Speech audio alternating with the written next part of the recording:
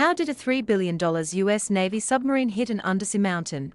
But despite its high cost and sophisticated tech, the United States Navy says the Seawolf-class nuclear-powered attack sub ran smack into an undersea mountain in the Pacific on October 2. The Pentagon has not released details of the damage the vessel incurred nor how long it might be out of action in a region which, with the rise of the Chinese Navy, is seeing growing demands on the US fleet. Which leaves US military planners with some big questions to answer in the coming weeks and months, not the least of which is, how did this happen? Driving a submarine. The Navy on Thursday gave a hint of what might have led to the accident when it relieved the Connecticut's leadership of their command due to loss of confidence. The commanding officer, CMDR Cameron Al-Jilani, was relieved of duty, as were the executive officer, Lieutenant CMDR Patrick Cashin, and the chief of the boat, Master Chief Sonar Technician Coy Rogers. Vice ADM Carl Thomas, commander of U.S. 7th Fleet, determined that sound judgment, prudent decision-making and adherence to required procedures in navigation planning, watch team execution and risk management could have prevented the incident, according to a statement about the decision. The undersea environment is unforgiving and even small mistakes can have huge consequences. Submarining is hard, it's really hard. Not everything goes right all the time, said Thomas Shuggart, who's spent more than 11 years on US submarines, including commanding an attack sub. Surface ships or a sub operating at periscope depth can rely on global positioning satellites to give sailors a very accurate location, said Shuggart, now an adjunct senior fellow at the Center for New American Security. But at depth, the GPS systems are not available. Submariners use their compasses and charts. But the process is expensive and time-consuming, leaving as much as 80% of Earth's seafloor unmapped. It's not surprising that you could run into something, he said. The US Navy has not said exactly where the Connecticut hit the seamount. Sandwell tried to narrow down the area. These are places where the gravity predicts there is something shallower than 400 meters, around the depth where a submarine might run into it, he said. Officially, the Navy says Seawolf-class subs have a maximum depth of more than 243 meters, although some experts put their maximum depth around double that. Sonar is your only way to look at the bottom, but you don't want to put out more sound than you have to, Shuggart said. You'd have to do that about every 20 seconds or so to get an accurate picture, Sandwell said. It makes a lot of noise. When it comes to knowing the terrain beneath them, even astronauts might have it easier than submariners, according to Shuggart.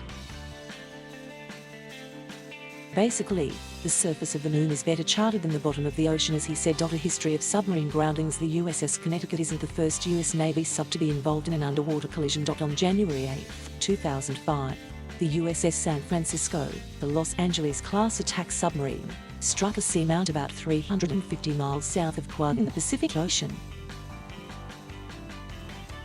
The incident killed one sailor and injured 97 others among the crew of 137. A Navy investigation concluded the San Francisco was traveling at maximum speed at a depth of 525 feet when it hit the seamount, which was not on the chart the sub's commanders were using at the time. But the probe found the commanders should have known the undersea mountain was there based on other charts in their possession, which indicated a navigational hazard in the area.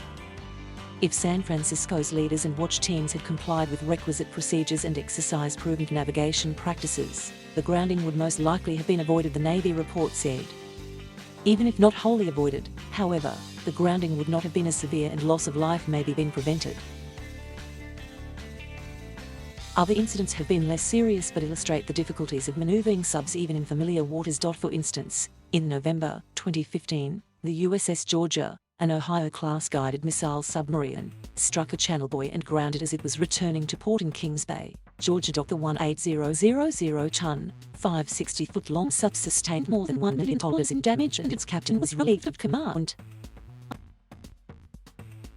And in 2003, the USS Hartford ran aground while entering a NATO base in Spain, resulting in a $9 million repair bill and its commander being relieved of duty. Despite those incidents, Shuggart, the former US Navy sub-commander, defends the US Navy's record under the sea. We have more submarines, they spend more time at sea, they go a lot farther away from home and they operate at higher speeds than probably anybody else, as he said. We do the most challenging submarine missions that anybody does and the farthest away from home, he said, adding, even the pros have bad days. What makes the USS Connecticut so special? The Connecticut is one of 3 Seawolf-class submarines in the US Navy fleet, each costing about $3 billion to build. The 9,300-ton, 353-foot sub, commissioned in 1998 and is crewed by 140 sailors. Like all modern US Navy attack submarines, the Connecticut is powered by a nuclear reactor, which enables it to be fast but quiet, with none of the noise produced by a combustion engine. Nuclear power enables such subs to stay at sea and underwater as long as provisions for the crew hold out. The Navy doesn't give exact figures in publicizing the abilities of its submarine, but experts say the Seawolf-class is exceptional. The Navy says it is exceptionally quiet, fast, well-armed, and equipped with advanced sensors. A Navy fact sheet says the Connecticut is capable of going faster than 28 miles per hour underwater. That's faster than the average container or cargo ship on the surface of the sea and almost as fast as the US Navy's Arleigh-Burke-class destroyers.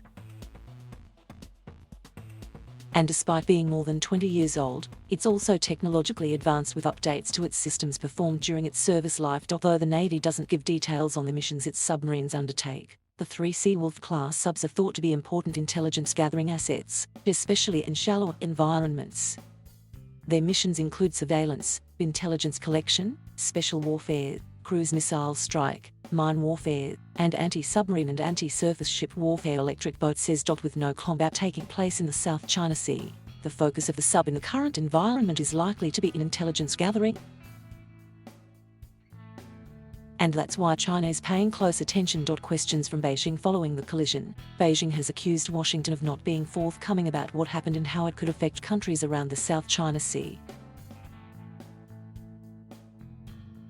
Thank you for watching. Please subscribe